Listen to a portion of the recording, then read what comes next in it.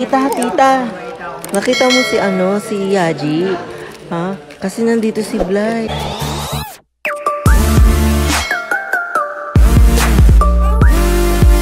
Tita, nakita mo si Yaji? Ha? Kasi nandito si Blight. Baka mamaya magkasama sila ni May pakita sila kasi baka mag-broken si Sabi. Kaya nga pupuntahan ko si Sabi ngayon. Sasabihin ko na nandito, mag-ingat. Puntahan mo na. Sige, wait ka lang dyan. Sophia, nakita mo si Sabina? Sasabihan ko kasi siya. Kasi baka gawin siya ni Blight. Diba nandito si Blight? Oo nga, pero hindi ko siya nakikita dito. Ay, hindi mo ba nakita? Ano ba yan? Sin, nakita mo ba si Sabi? Sasabihan ko kasi na nandito si Blight. Baka mamaya landiin niya si Yaji.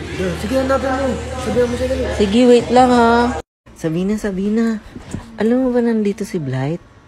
Ha? Mag-ingat ka. Baka mamaya agawin niya sa'yo si Yaji. Diba sabi niya kukunin niya daw yung pagmamayari niya.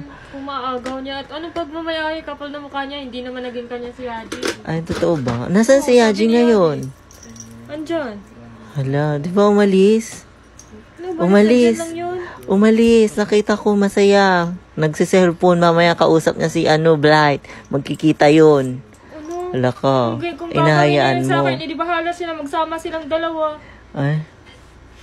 Tingin ko baka isusumbong ko na lang sa'yo kung kausap niya talaga o kasama niya si Blight, ha? Sige.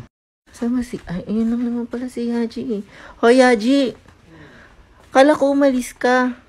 Dito na ako kanina. Hinahanap ka ni Sabi. Ano ginagawa mo?